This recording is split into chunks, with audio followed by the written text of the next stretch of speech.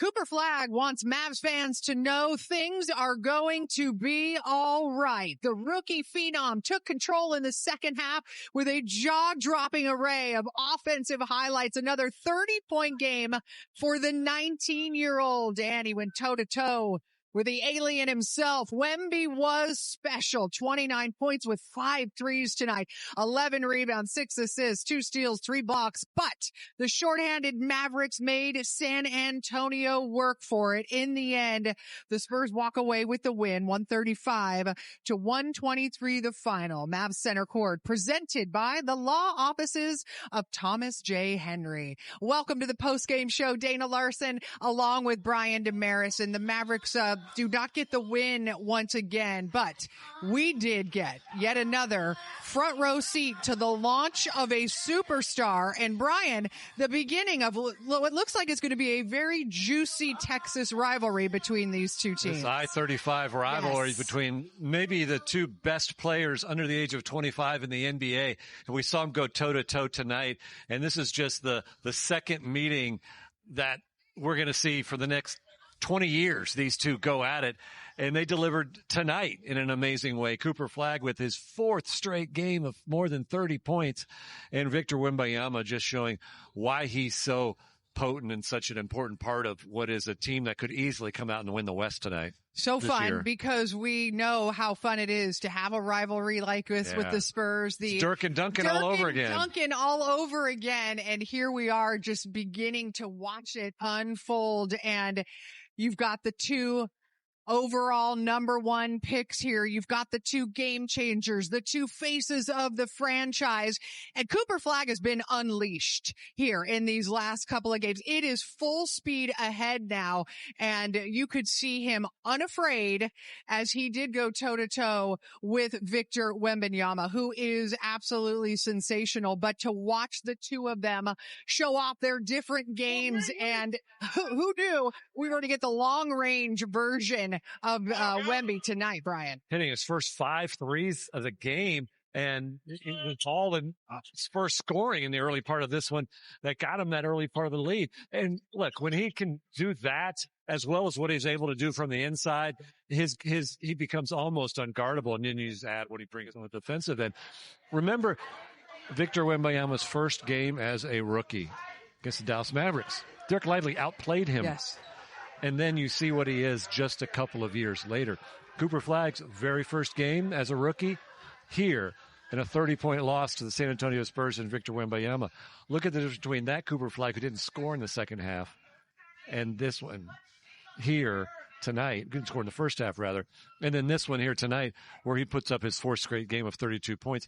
He's got the most points by a rookie in a 4-game span in the last 25 years. This is now the new normal. This is the new normal. You're right. You got a 49-point game, a 34-point game, a 36-point game, and tonight the 32 points. And as Mitch Johnson, the Spurs head coach, said before the game, it was just a matter of when, not if, he was going to find this kind of confidence. And when you live in rare air, when you are these special kinds of talent, you are going to see growth and development in real time. And that is what we've been seeing, these extremely steep levels of growth and all sorts of offensive game for Coop tonight. Yeah, you can see obviously the 3 steals and 2 blocks. That means he's playing on both ends of the floor.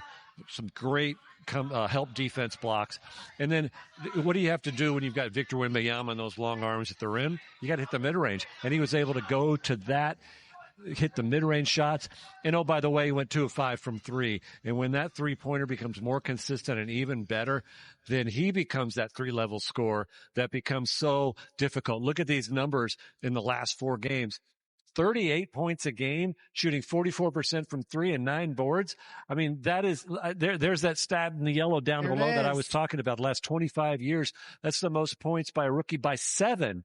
So he's just absolutely every night adding more and more records to what he's doing. And it just doesn't seem like there's a way to stop him because look, you know, he's the focal point of the defense and he's still able to get where he wants to get to on the basketball court. Well, and tonight, too, with the drama of the trade deadline, the trade now behind them, and all eyes on Cooper Flagg as the Cooper Flagg era officially begins and all of the weight placed on his shoulders. This is how the teenager rose to the moment. That's a really great point that I think needs to be emphasized. He just turned 19 a little over a month ago, and we have the organization saying it's your team now. Right. That's a lot to put on your shoulders. And how does he respond to that in his very first game? By saying, I got you.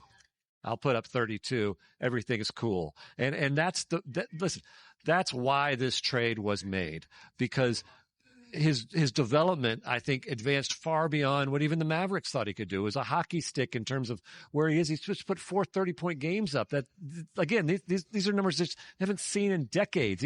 There's national pundits saying he's the best American-born, teenager they've seen in 25 years since LeBron James. So what do? Well, you have to go fill that cupboard. You got to go have the financial flexibility and optionality to build around him in the proper way. That's why the moves today were done. And you know who always also says, I got you, is Najee Marshall.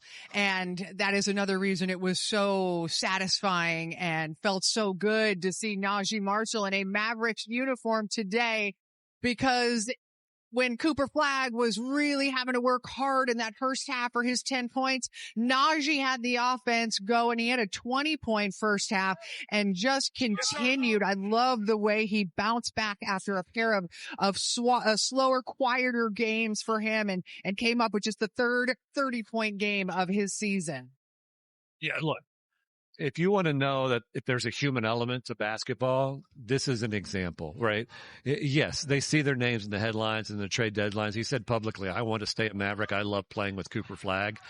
And he had 2, what he would say are subpar games as the mental weight of the trade deadline affected him. And now he knows that he is a Maverick, and he came out and just absolutely balled. And you're right. That first half is really important for him to get to the line, go 4 of 7 from deep, and take some of the pressure off of Flagg and be able to continue to apply pressure. He got Wemby in foul trouble because he kept attacking the basket over and over again. And he's been the Mavericks, outside of Cooper, most consistent player for such a long time here. And the heart and soul, truly. Yeah. And such a great wingman for Cooper Flagg, not only on the court, but off of it, as they are going to learn to carry this thing together the rest of the way. Another guy had a massive game today, bouncing back from what had been a bit of a mini slump for Max Christie. He was your FanDuel spicy pick. Well done, my friend. Hey, stop clock is right twice a day. 20 points on 7 of 15 shooting. Perfect at the free throw line to go along with 4 assists. Don't worry if you missed out today, because FanDuel Picks is now available for all your favorite sports. Just download the app today. Right now, new customers can play 5 and get 25 in bonus credits, win or lose. Just scan the QR code now and join today. Let's talk about Max, who really was locked in from jump in this game. Yeah, what I liked about him is that even though the three is still not falling at the rate he wants to, he was being aggressive and getting to his spots inside and applying pressure. Look at that right there, right on Castle, just going right at him. And so that's what he needs to do. And then the more he does that, the more that three will open up, and he can go to that weapon and put up those 10 threes a game. So he's 2 of 8 from 3 tonight. Again, not finding that stroke yet, but 7 of 15 overall means he was 5 of 7 inside the arc. Awesome to get 30-point game from Coop, a 30-point game from Najee, and 20 from Max Christie. Those three combining for 84 points. A lot of good production from this young core of this Dallas Mavericks team. More coming up here, though, as we wrap up what has been a busy couple of days and a busy night tonight. It does go down as a loss for the Mavericks, but much more to cover. We'll hear from Jason Kidd coming up right after this. Cooper Flagg and Najee Marshall both had 32-point games, and the Mavericks were within one of the Spurs late in the fourth, but ultimately fall to San Antonio. Here's their head coach, Jason Kidd. When we're shooting threes like that, how much for you guys to guard? It looked like he wasn't going to miss tonight. He was 5 for 5 from the three, and I think he only missed one from the floor at one point. But he was really good on both ends, and we know that he's one of the best players in the world. But I thought the group stayed together, even though with him being able to make every shot. I thought, again, in the second half, the guys fought. A lot of big effort, a lot of big game for Max, Christie, and Najee and Cooper, and Gaff. I thought Gaff was really good tonight. Yeah, what adjustments did y'all make in the second half to hold him to 9 to Wemby? He was a little human there. So understanding, you just got to try to keep, be physical, understanding he might make some shots, but he also can miss some shots. So you can't give this group second opportunities. I thought in the first half we gave too many offensive rebounds to them to give them another chance at it. So I thought the group did a good job. They were fighting, played hard, and we were in the game. And we got it down to 4 with the ball, and we just couldn't convert. Cooper and Najee combined for 64. What have you seen about their on-court chemistry and evolving and Cooper's ability to kind of microwave that relationship? Yeah, I thought, again, Najee's been doing it for us, especially with the injuries we've had. He's stepped up. He's played point guard. He's run the offense. Tonight he was big. He was attacking, making the three, and then also being able to finish. And then he also got to the free throw line. But this is who he is. We've asked him to do a lot, and he's responded in a positive way.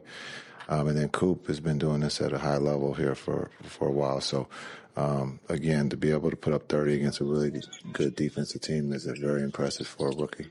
Jason, when you guys got Anthony Davis a year ago, I don't think anyone would have imagined he'd play 29 games. How do you just look at his tenure as a Maverick?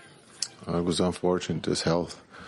We never got to see everyone together, so not just AD, but Kai and with Coop. So unfortunately, we didn't have that opportunity. But AD is an incredible basketball player and a great human being. So we wish him the best in D.C. So how would you describe the kind of opportunities franchise has over the long term with a player like Coop as a centerpiece? Yeah, I think we've talked about it earlier. The runway is long.